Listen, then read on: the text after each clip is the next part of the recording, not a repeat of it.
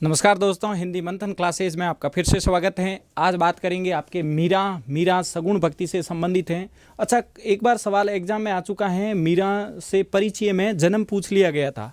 तो मीरा की बात करेंगे पद्य में। देखो, पद्य में थोड़ा सा ध्यान रखना, जो आपकी पुस्तक है वो है आरो क्लास 11th के अंदर सवाल है। देखो, जन्म की बात करते हैं 1498। ये सवाल एक बार एग्जाम में पूछ लिया गया है कि मीरा का जन्म कब हुआ है। आरपीएससी में ये सवाल आया है, 1498 के अंदर हुआ है। और कहाँ हुआ है? कुड़की गांव, जो आपके मारवाड़ रियासत में है। कुड़की गांव वर्तमान में पाली में है। पाली जिले के अंदर कुड़की गांव आता है। मीरा की रचना में जाते हैं तो एक तो है मीरा पदावली, एक है नरसी जीरो माहेरो। मीरा से ही पता चल जाएगा, मीरा लिखा हुआ आ रहा है, नरसी जी मीरा से संबंधित है। मृत्यु की बात करते हैं 1546। जन्म याद रख लेना 1498, मृत्यु तो कोई याद रखने की जरूरत नहीं है। ये सवाल यहाँ विशेषता से संबंधित पूछा जाता है। कहाँ से पूछा जाता है ये भी आपको बता देंगे। देखो, मीरा सगुण धारा की महत्वपूर्ण भक्त कवियत्री। थोड़ा सा ध्यान रखना, भक्ति काल पढ़ोगे, भक्ति काल आपको पढ़ाएंगे, आदिकाल आपके पढ़ा दिया है, वहाँ जाके देख लेना। हिंदी मंथन क्लासेज यूट्यूब चैनल पे आपको मिल जाएगा। सगुण भक्ति में निर्गुण भक्ति भी होती है, सगुण भक्ति है। और सगुण भक्ति की भक्त कवियत्री, एक तो थोड़ा सा ये ध्यान रखना, ये शब्द शुद्धि में पूछा जाता है। आप गलत कर देते हो, कवियत्री कैसे लिखा जाता है, ये शब्द शुद्धि में पूछा जाता है, गलत मत करना। आप इस तरीके से लिख देते हो, इसलिए गलत हो जाता है। ये गलत है, ये सही है। कवियत्री होता है वो रचयिता, कवियत्री, पूजनीय, ऐसे शब्द पूछे जाते हैं, आप गलत कर देते हैं। देखो, कृष्ण की उपासिका होने के कारण उनकी कविता में सगुण, क्योंकि आपको पता है कृष्ण कहाँ थे, कृष्ण सगुण भक्ति में थे। और सगुण भक्ति में भी दो जगह चली थी, एक राम भक्ति चली थी, एक कृष्ण भक्ति चली थी। और कृष्ण के अंदर ही मीरा गिनी जाती हैं, क्योंकि मीरा कृष्ण को पति के रूप में स्वीकार करती है। और मीरा का कृष्ण के प्रति पूर्ण रूप से समर्पण देखने को मिलता है। मीरा की अन्य भक्ति मानी जाती हैं कृष्ण के प्रति। फिर देखो, हाँ, ये सवाल अगर आपको पद्धति में पूछ लिया तो मैं ये मानता हूँ कि आप इसको गलत कर दोगे। कैसे गलत करोगे? देखो, जैसे ये आपको तो ये लाइन तो पता है कि सगुण भक्ति मुख्य रूप से मौजूद, और ये लाइन दे दी ना कि निम्न में से कौन सा कथन गलत है, और वहाँ ये आ गई, निर्गुण भक्ति का प्रभाव भी मिलता है। अगर ये लाइन आ गई तो आप इस लाइन को गलत समझोगे। लेकिन यहाँ पर क्या लिखा, देखो, सगुण भक्ति तो है ही है, सगुण भक्ति के साथ में भी लिखा। अच्छा, ये भी ध्यान रखना, व्याकरण में निपात हैं। बी नहीं लगाने से कोई वाक्य में फर्क नहीं पड़ता है, लेकिन बी लगाने से वाक्य में बल मिलता है। निपात हैं व्याकरण में, ही, भी, तक, तो, मात्र, केवल, काश, क्या, ये निपात हैं। बी का मतलब होता है और भी। ये जैसे सगुण भक्ति है और निर्गुण भक्ति दोनों का प्रभाव है। रैदास गुरु माने जाते हैं। मीरा के शब्द शुद्धि में ध्यान रखना है, गुरु में ऊ की मात्रा छोटी आती है, ये भी गलत कर देते हो। शब्द, ये गांठ है ना, ये बड़ा है, ध्यान रखना, ये गलत है। और ये बिना गांठ का है, ये छोटा है, ये सही है। उसके बाद वे कृष्ण को ही अपना आराध्य, मीरा ध्यान रखना, कृष्ण को किस रूप में स्वीकार करती है? आराध्य और पति के रूप में मानती है। और लो क्लास तो ध्यान रखना, उन्होंने छोड़ दी, सामाजिक और वैचारिक बंधनों का विरोध ही किया है उन्होंने। और कुल, ये ध्यान रखना, युगम शब्द में पूछा जाता है। एक तो ये कुल होता है और एक ये कुल होता है। इसका मतलब तो होता है वंश, और इसका मतलब होता है किनारा। एक जैसे शब्द होते हैं, उच्चारण में भिन्नता आती है, उसे शब्द युगम कहते हैं। इसका मतलब वंश होता है। वंश हमेशा छोटा होना चाहिए, याद रखने का तरीका आपको आना चाहिए। फिर देखो, सत्संग किसे कहते हैं, ज्ञान प्राप्त कैसे होते हैं? महापुरुषों के साथ संवाद से ध्यान रखना है, ज्ञान प्राप्त होता है, मीरा के कहने का मतलब है। और ज्ञान से ही क्या मिलती है? मुक्ति मिलती है। तो मीरा के अनुसार ध्यान रखना, महापुरुषों के साथ ज्ञान, ज्ञान से ही क्या मिलती है? मुक्ति मिलती है। सगुण निर्गुण दोनों का प्रभाव देखने को मिलेगा। मीरा की कविता में प्रेम की गंभीर अभिव्यंजना है, उनमें वीर्य की वेदना है, यह सवाल पूछा जा सकता है। और मिलन का उल्लास है कृष्ण के प्रति।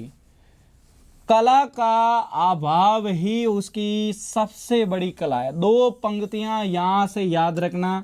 एक तो आप याद रखना कि मीरा में निर्गुण का प्रभाव भी है, इस लाइन को आप याद रखोगे। विशेषताओं में मैं फिर कह देता हूँ, मीरा की इस लाइन को आप याद रखोगे।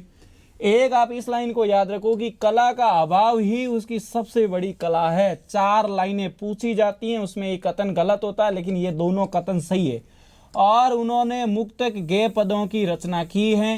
हो सकता है कि यहां पर ऐसा सवाल बना दे पेपर सेटर, या तो है कि मीरा के जो पद है, देखो जो पद होते हैं वो गेय शैली होती है, जो गेय शैली होती है वो मुक्तक है। अब जो मुक्तक है वो गेय शैली है, जो गेय शैली है वो पद है। यहां पर इसकी जगह सवाल ये दिया जा सकता है प्रबंध, तो ध्यान रखना प्रबंध नहीं है।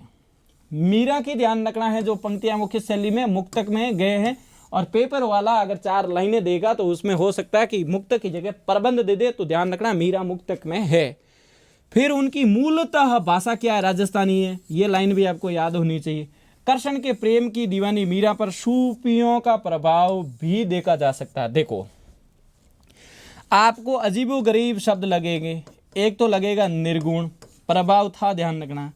फिर आपको ध्यान रखना ये सूफियों का प्रभाव भी था, ध्यान रखना।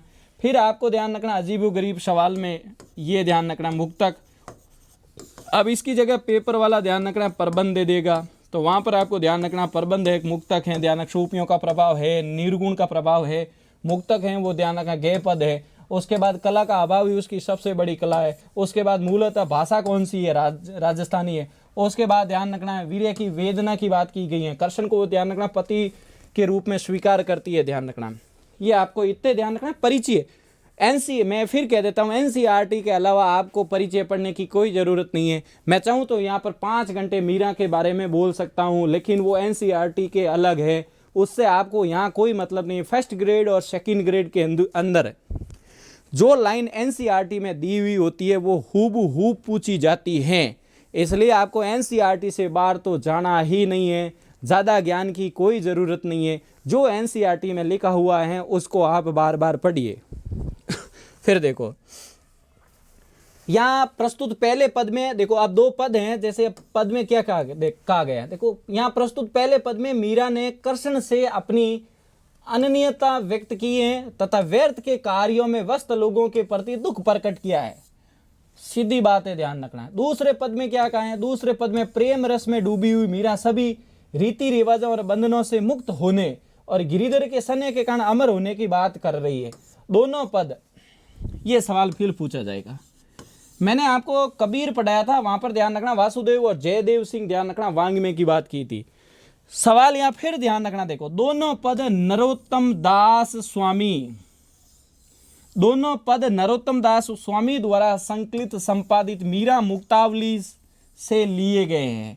ये सवाल पूछा जा सकता है। दोनों पद ध्यान रखना नरोत्तम दास स्वामी, वापस देख लीजिए, दोनों पद नरोत्तम दास स्वामी के द्वारा किस हैं, मीरा मुक्तावली से लिए गए। दोनों पद नरोत्तम दास स्वामी मीरा मुक्तावली से लिए गए हैं।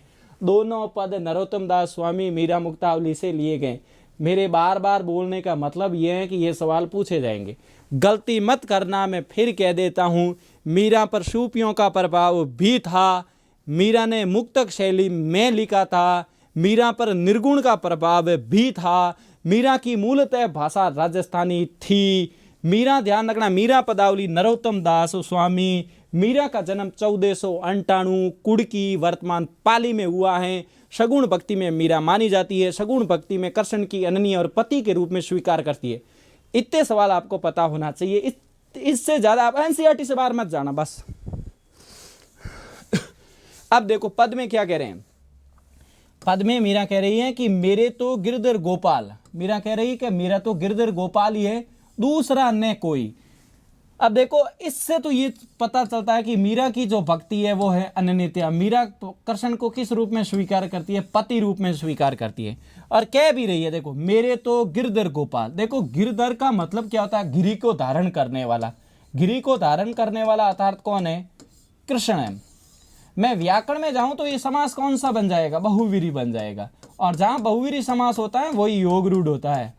और वहाँ इतना ही याद रखना होता है, जो भगवान से जितने भी पर्यायवाची है वो सब बहुवीरी समास में ही आते हैं। जो बहुवीरी है वो योग रूढ़ है, जो योग रूढ़ है वही बहुवीरी है। ये कृष्ण बहुवीरी समास है। गिरिधर बहुवीरी समास का उदाहरण है, गिरी को धारण करने वाला अर्थात कौन, कृष्ण। तो मेरे तो गिरधर गोपाल, दूसरा कोई दूसरा नहीं है, ध्यान रखना, ये मीरा कह रही, इससे पता चलता। देखो फिर जाके सिर, और फिर विशेषता बता रहे हैं भाई कौन से कृष्ण है। देखो जाके सिर मोर मुकुट, यानी जिसके सिर पर तो क्या है, मोर मुकुट है। मुकुट शब्द शुद्धि में भी पूछा जाता है। मेरा पति सोई, यानी वह, सोई का मतलब वही, वही मेरा पति है। देखो मीरा यहाँ पर कृष्ण को किस रूप में स्वीकार कर रही है, देखो पति के रूप में स्वीकार कर रही है। मेरे तो गिरधर गोपाल, कह रहे हैं मेरे तो गिरधर गोपाल है, दूसरा नहीं, कोई दूसरा कोई नहीं है, ध्यान रखना है। और कृष्ण कौन से, जिसके सिर पर क्या है, मोर मुकुट है, वो मेरे क्या है, वो मेरे पति है, ध्यान रखना। ऐसा कौन कह रही है, कृष्ण कह रही, मीरा कह रही। देखो फिर क्या कह रहे हैं, छोड़ दी कुल की कानी, कहां कहां करे कोई। देखो ये प्रश्नवाचक शैली में मीरा कह रही है, प्रश्नवाचक शैली है, और प्रश्नवाचक शैली में मीरा वैसे तो ध्यान रखना है, एक क्या कह रही है कि छोड़ दी मैंने कुल की मर्यादा, वंश, कुल का मतलब वंश अभी बता दिया, कानी का मतलब होता है मर्यादा, शब्द अर्थ में पूछ ले तो गलत मत करना, कानी का मतलब मर्यादा। देखो छोड़ दी कुल की कानी, मैंने कुल यानी मैंने मर्यादा को छोड़ दिया है, और कहाँ करे, प्रश्नवाचक शैली में कह रहे हैं कोई मेरा क्या करेगा, कुछ नहीं करेगा, सीधी बात है। देखो और फिर मीरा क्या करेगी, देखो संतन डिग बैठी बैठी लोक लाज खोई, संतन डिग यानी मैं संतों के पास बैठी बैठी मैंने लोक लाज को भी खो दिया, मतलब छोड़ दिया। और क्या किया फिर, देखो ये पंक्तियां पूछी जा सकती है, आंसुअन जल सींची सींची प्रेम बैली बोई, अब ते बैली फैल गई आनंद फल होए। दोनों पंक्तियां पूछी जा सकती है, दोनों पंक्तियां पूछी जा सकती है, आराम से देख लो। आंसुअन जल सींची सींची प्रेम बैली बोई, मीरा कह रही है कि मैंने इस संसार में आंसुओं के जल से, विरह की वेदना है इसलिए आंसुओं के जल तो आएंगे, ध्यान, आंसुओं के जल को सींच सींच कर प्रेम की बैल बोई, बैल का मतलब है प्रेम की लता। मीरा कह रही है मैंने इस संसार में कृष्ण को प्राप्त करने के लिए आंसुओं के जल से सींच सींच कर प्रेम लता को बोया है। पहली बात तो ध्यान रखना है कि प्रेम बैली यानी प्रेम रूपी लता है, बीच में योजक चिन्ह है, योजक चिन्ह होता है वहां पर रूपक अलंकार होता है, जहां रूपक अलंकार होता है वहां पर आरोप होता है। आरोप का मतलब होता है उस चीज को आपको मनाया जा रहा है, ध्यान रखना है। प्रेम बैली बोई यानी प्रेम रूपी लता को बो दिया, अब यहां बो दिया, फिर क्या, अब ते बैली फैल गई यानी अब प्रेम की लता तो फैल गई है, ध्यान रखना, आनंद बल भई, और अब तो उसमें मुझे आनंद ही आ रहा है। ये दोनों थोड़ा ध्यान रखना है, पंक्तियां पूछी जा सकती। फिर क्या है, दूध की मथनियां बड़े प्रेम से विलोई, ददी मती घृत काट लियो डारी दही छोई। ये दोनों पंक्तियां भी थोड़ा ध्यान रखना। दूध की मथनियां यानी मीरा कह रही है कि संसार रूपी मैंने दूध की जो मथनी होती है उससे ध्यान रखना, प्रेम को विलोया यानी प्रेम को मता है। इस संसार के अंदर मैंने कृष्ण को प्राप्त करने के लिए, यानी इस संसार में ध्यान रखना, जिस प्रकार जैसे कहते हैं कि दधी मती घृत काट लियो, यानी दही को मत कर उसमें से मैंने घृत को निकाल लिया है और डारी दही छोड़ दी, और पीछे जो छाछ बची है उसको तो मैंने छोड़ दिया। उसी प्रकार कृष्ण को इस संसार से प्राप्त करने के लिए कृष्ण यहाँ पर घृत के रूप में है, ध्यान रखना, और पीछे जो संसार है वो ध्यान रखना है छाछ के रूप में है। तो इस प्रकार से उसने कृष्ण को प्राप्त किया है कि भाई मैंने दधी मती यानी संसार को मत के यहाँ से घृत को निकाल लिया, अर्थात कृष्ण को पा लिया। फिर मीरा कह रही है भक्त देखी राजी, मैं भक्तों को जब देखती हूँ, कृष्ण के भक्तों तो मैं खुश होती हूँ, और जगत देखी रोई, और जब इस संसार को देखती हूँ जो माया के जाल में फंसा हुआ तब मैं रोती हूँ। दासी मीरा लाल गिरद तारो अब मोही, मीरा स्वयं स्वीकार करती हैं कि मैं दासी मीरा हूँ, कृष्ण की हूँ, लाल यानी गिरधर कृष्ण की हूँ, और वही अब मुझे इस भवसागर से तारो यानी मोही यानी वही अब भवसागर से मुझे क्या करेंगे, पार करेंगे। अगला पद देखिएगा, दूसरे पद में क्या कह रही है, दूसरे पद में कह रही है पग घुंघरू बांधी मीरा नाची, मैं तो मेरे नारायण सू आप ही हो गई साची, लोग कहे मीरा भई बावरी, न्यात कहे कुल न्यासी, विष का प्याला राणा भेजिया पीयूत मीरा हंसी, मीरा के प्रभु गिरधर नागर सहज मिले अविनाशी। मीरा कृष्ण मंदिर में पग घुंघरू बांध मीरा नाची, यानी कृष्ण के मिंदर के अंदर मीरा, ध्यान रखना है, पग घुंघरू बांध के मीरा नाच रही थी, ध्यान रखना। और फिर कह रही थी मेरे तो क्या, मैं तो मेरे नारायण सू, नारायण कौन, कृष्ण, नारायण सू आप ही हो गई साची, यानी कि मुझे किसी के कहने की जरूरत नहीं है, आप ही, यानी मैं तो स्वयं ही कृष्ण से प्रेम करती हूँ, स्वयं ही उसको पति मानती हूँ, और मैं स्वयं ही उनसे सच्ची हो गई हूँ। अब मीरा के बारे में लोग, मीरा कह रही हैं, लोग कहे मीरा भाई बावरी, मीरा तो पागल हो गई है। ध्यान रखना है, यहाँ बावरी का मतलब पागल है। लोग कहे कि भाई मीरा तो पागल हो गई है।